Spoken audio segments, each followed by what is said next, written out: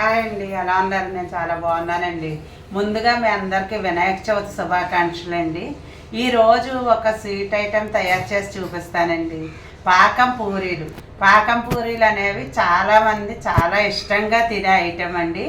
అది నేను ఏ విధంగా తయారు చేస్తానన్నది చూపిస్తాను. దానికి కావలసిన పదార్థాలు ఏంటో చూద్దాం రండి. ఇదిగోండి, మైదా, పంచదార, యాలక పొడి, కొద్దిగా చిటికెడు సాల్ట్ అండి, ఆయిల్ కొద్దిగా. డీప్ ఫ్రైకి మళ్ళీ తీసుకుంటాను. ఇది పిండి కలపడానికి తీసుకున్నాను. ఇది ఏ విధంగా తయారు చేయాలో చూద్దాం. ఇదిగోండి, ముందుగా మైదా పిండి అండి. ఇది మైదా పిండి తీసుకుంటాను. ఇప్పుడు కొద్దిగా సాల్ట్ వేస్తాను. ఇందులో వేసుకుని ఈ పొడిపిండిలోనే మనం నూనె కానీ నెయ్యి కానీ వేసుకోవాలండి. నేను పచ్చి ఆయిల్ తీసుకున్నాను. ఇలా వేసుకోవటం వల్ల చాలా బాగా వస్తాయి. ముందు పొడిపిండిలోనే మిక్స్ చేసేయాలి ఆయిల్ని.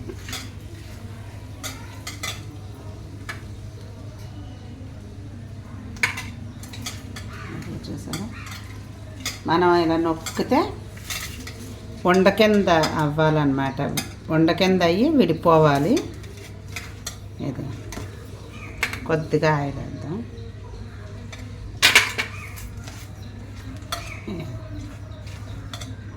ఇదంతా ఇలా మిక్స్ అయిన తర్వాత అప్పుడు వాటర్ పోసుకోవాలి. చూసారా, ఇలా వండయి విడిపోవాలి. అది కరెక్ట్గా మనకు కుదిరినట్టు అనమాట. ఇప్పుడు వాటర్ తీసుకుని పూరీ పిండి ఎలా కలుపుకుంటామండి, అలాగే ఈ పూరీలు గోధుమ పిండితో కూడా మనం చేసుకోవచ్చు. కాకపోతే కొంచెం దల్సరగా ఉన్నట్టుగా ఉంటాయి. రౌండ్గా ఇది ఇలాగా చేసుకోవచ్చు. మనం కావాలంటే దీంట్లో నెయ్యి కూడా వేసుకోవచ్చండి. లేకపోతే పచ్చాయిలతో కలుపుకుంటాము. ఇది ఇలా పూరీ పిండిలాగా కొంచెం ఇలా కలిపేసుకోవడమే. చూసారా, సరిగ్గా పూరీలు ఎలా ఒత్తుకుంటాం మనం గోధుమ పిండి కలుపుకుని ఆ పదంలోనే పిండి కలుపుకోవాలి. కలుపుకుని ఒక 15 నిమిషాలు నానపెట్టాలండి. ఇది మళ్ళీ ఇలా మొత్తం కలిపేసాను. ఇది చూసారా, చక్కగా సరిపోయింది. ఇలాగా రౌండ్గా చేసేసుకుని స్మూత్గా కలుపుకోవాలండి. నానేసరికి మనకు ఒత్తుకునే పదంలోకి వస్తుంది. అలా అని మరీ పల్చగా కలుపుకోకూడదు. అలా అని గట్టిగా కలిపినా కూడా పూరీలు దల్సరగా వచ్చేస్తాయి. పటపట్లు అయిపోయినట్టు అయిపోతాయి. ఇది ఇలా ఈ విధంగా కలుపుకోవాలన్నమాట. ఇది ఒక 15 నిమిషాలు నానబెట్టి మీకు మళ్ళీ నేను చూపిస్తాను. ఇదిగోండి, ఇప్పుడు పాకం పెట్టుకుందాం. ముందు పూరీలకి పాకం పెట్టుకుందాం. మనం ఏ గ్లాస్తో అయితే పిండి తీసుకున్నామో ఆ గ్లాస్కి వెల్త్గా పంచదార తీసుకోవాలి. ఇప్పుడు నేను చిన్న గ్లాస్తో తీసుకున్నాను, దానికి వెల్త్గా పంచదార తీసుకున్నాను. ఇప్పుడు కొద్దిగా వాటర్ పోసుకోవాలి. ఇందులో స్టవ్ వెలిగించేస్తే మరీ ముదురు పాకం కాదు, లేత పాకం కాదు, జిగురు పాకంలో వస్తే సరిపోతుందండి. పాకం అనేది కొంచెం ఇలా అంటుకొని జిగురుగా ఉంటే చాలు. ఇప్పుడు పిండి ఎలా నానిందో చూద్దాం. ఇదిగో పిండి చూసారా ఎంత స్మూత్గా నానిందో.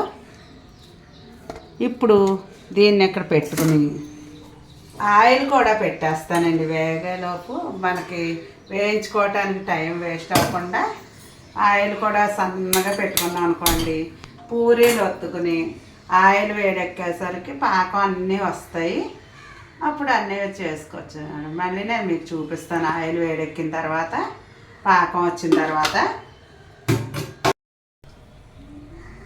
ఇదిగోండి, పాకం ఎలా వచ్చిందో చూద్దాం.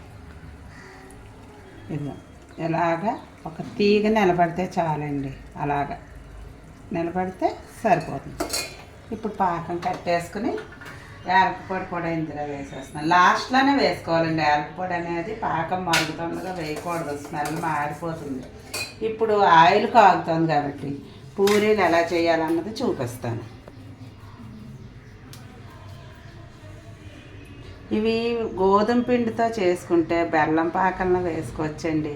కాకపోతే కొంచెం గోధుమ పిండితో అంటే దలసరగా ఉన్నట్టు ఉండి మొద్దుగా ఉంటాయి. మైదా పిండితో టేస్ట్గా ఉంటాయి. ఎక్కువ కావాలంటే మైదా తినని వాళ్ళు ఎవరన్నా గోధుమ పిండి చేసుకోవచ్చు.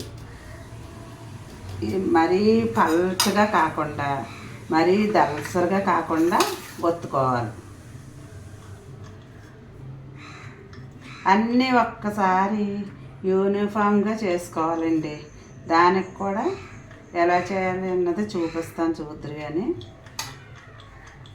మనం దేంతో అన్నా కరెక్ట్గా మూత తీసుకుని కట్ చేసామనుకోండి అన్నీ సమానంగా వస్తాయి.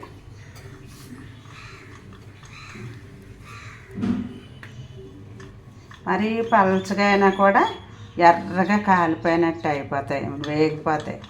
అందుకని మైదా పిండి కదా టప్ టప్లాడినట్టు ఉంటుంది పూరి, మెత్తగా ఉండాలి. ఇప్పుడు ఈ దలసరిలో ఒత్తుకున్నాం కాబట్టి దీన్ని చూసారా ఇలాగా అంచులు మనం కట్ చేసుకోవాలి. చేసుకున్నాం అనుకోండి ఇక ఇలా సమానంగా వస్తాయి అన్నమాట అన్ని పూరీలు కూడా. మళ్ళీ ఇంకోటి ఒత్తి చూపిస్తాను మీకు. ఇంకోటి ఒత్తి నేను చూపిస్తాను. ఇదిగోండి ఇంకోటి ఒత్తేస్తున్నాను చూడండి. కొంచెం పెద్ద ముద్ద తీసుకున్నాం అనుకోండి కట్ చేసుకోవడానికి మనకు అంచులే పోతాయి. పెద్దది తీసుకున్నాను అనుకోక్కర్లేదు. మరి పల్చగా కాకుండా అలా దలసరిగా కూడా ఒత్తుకోకూడదు, ఉబ్బిపోయినట్టు ఉంటాయి పూరీలు అన్నీ కూడాను.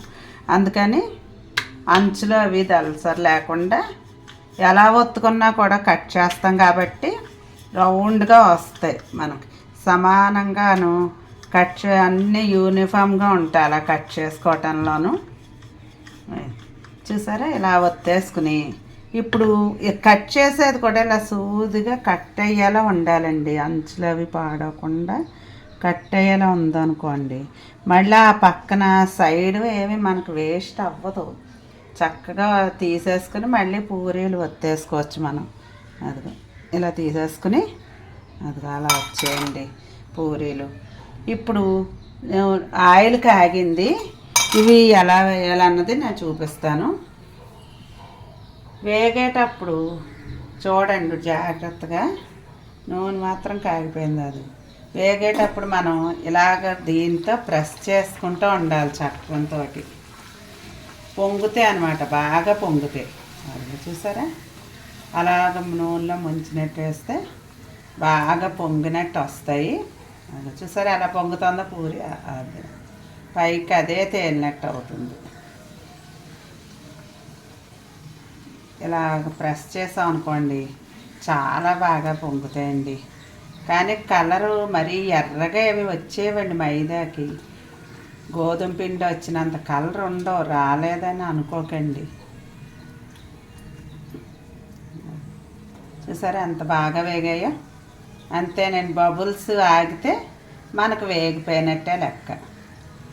ఇప్పుడు ఇది పాకం పెట్టుకున్నాం కదా, పాకంలోను ఒక్కొక్కటిగా ఇలా వేసుకోవాలి. ఇలా పాకంలో ముంచేసుకోవాలి. మళ్ళీ ఇంకోటి వేగేలోపు ఇది పాకంలోనే ఇలా వదిలితే సరిపోతుంది తీపి. ఇది ఇలా నానుతూ ఉంటుంది.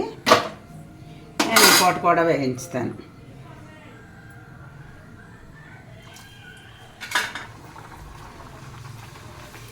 అలాగా చక్కగా ప్రెస్ చేసాం అనుకోండి పై దాకా పొంగుతాయండి పూరీలు అనేవి. మైదా ఎవరన్నా తిన్నాం అనుకుంటే గోధుమ పిండితో కూడా చేసుకోండి, చాలా బాగుంటాయి. ఇవి కూడా మనకి నైవేద్యం పెట్టుకోవాలన్నా కూడా పెట్టుకోవచ్చు. ఇది వరకు నువ్వు పూరీలు వేయించి పంచదార జల్లేవారండి. అలా కాకుండా కూడా ఇదిగో ఇది ఇలా నానిపోయింది. మనకి ఎక్కువసేపు కూడా ఉంచక్కర్లేదండి పాకంలోను. ఇదిగో చూసారా ఎలా నానిపోయిందో. ఇప్పుడు ఇది వేసేద్దాం.